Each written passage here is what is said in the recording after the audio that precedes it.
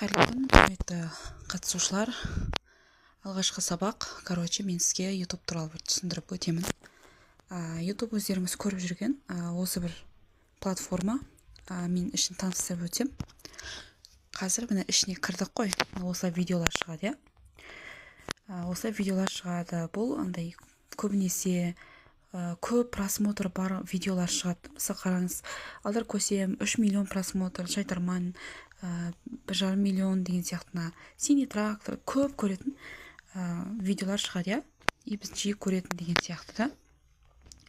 Осы жерден мысалға біз әлди деп жазатын болсақ, әлди деген өлеңге қатысы бар неше түрлі видеоларды алдымызға шығарып береді. Одан кейін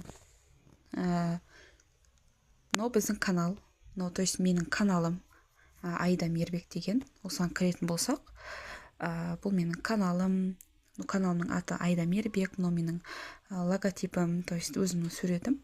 Одан кейін обложкасы, оны обложка деп айтады, баннер деп айтады, солай деп айта береді былай айтқанда. Превью деп айтады оны ше. Ал мынау бізде видео. Бұл мен салған видеолар.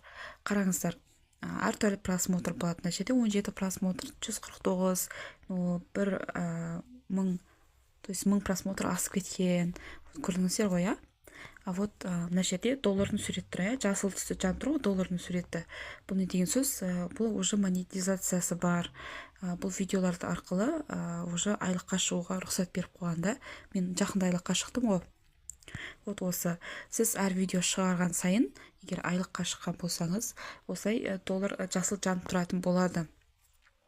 Вот осы, мынау біздегі шортс.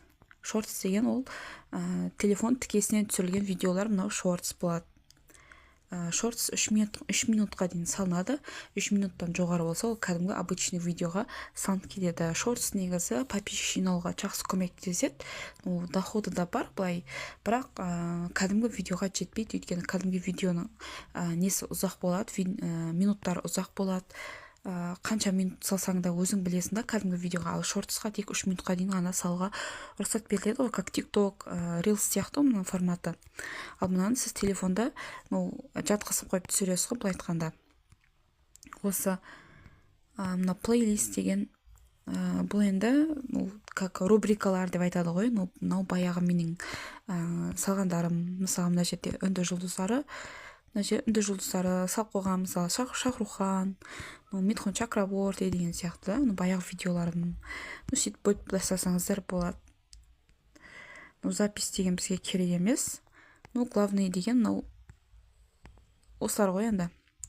Видеода новый шыққан видеолар, 2 сағат бұрын салынған, 1 күн бұрын салынған, популярный деген сіздің ең көп қаралым жинаған, ең көп просмотр жинаған видеоларыңызды шығарып береді.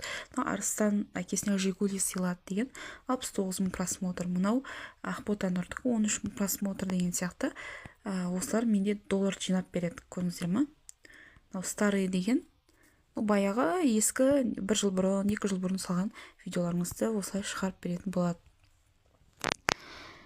Мына жерде подписки, ол сіз тіркелген каналдарыңыздың видеолары шығып тұрады.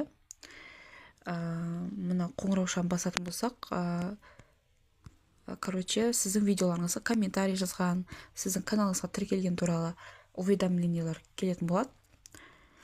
Ал мына шортсқа келетін болсақ, мына шортс осылай, как TikTok сияқты көрсете береді ғой. Оны кейін түсіндіреміз бұйыртса. Вот, осылай ғой былай айтқанда.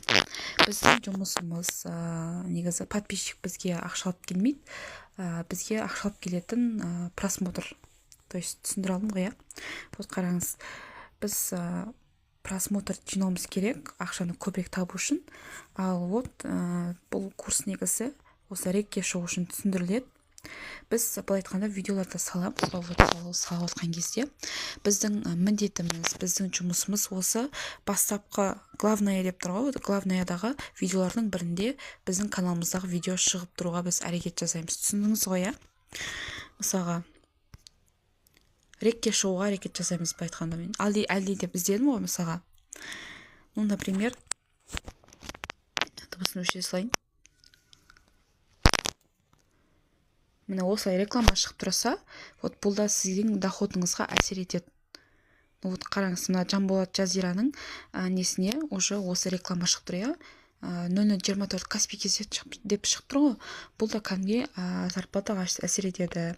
Вот осы әлди видеосының астына қарайтын болсақ, мен дальше әлдиге ұқсас видеолар шығып тұр. Көрдіңіз, ну погоди шығып тұр, бесік жыры, ай бөпем, неше түрлі варианттар шығып тұр ғой, иә. Бұл да тоже рекомендация. То есть біздің жұмысымыз не болады? Біздің жұмысымыз осы главное тұратын видеолардың арасынан біздікі шығу керек. Одан кейін осындай видеоның астынан шығып тұратын видеолар бар ғой, осылай түсіндіре алдым ғой, иә. Вот осы видеолардың арасынан біздің видеоларда шығып тұру керек. Біз осындай болу үшін жұмыс жасауымыз керек. Егер сондай болса, біздің просмотрымыз жақсы болады. Байқайсыздар ма? Главное деген жерге бір-екі ғана, қалай айтсам болады, бір-екі просмотр, 50 просмотр тұратын видеолар вообще шықпайды. Шығады, егер сіз оған тіркелген болсаңыз шығады. Мына жерде де сондай бір эфирде отырғандар, мысалы, ну погоди тікелей эфирі, мынау 7-ші канал, синий трактор шығып тұр. Музыкаға неше түрлі музыкалар бар, өзінің рубрикалары бар, мультфильмдар деген сияқты. Вот осылар берсе, біз осылай канал ашып, бізде тоже видео салып, бізді де солай көрермендер қарап отырады.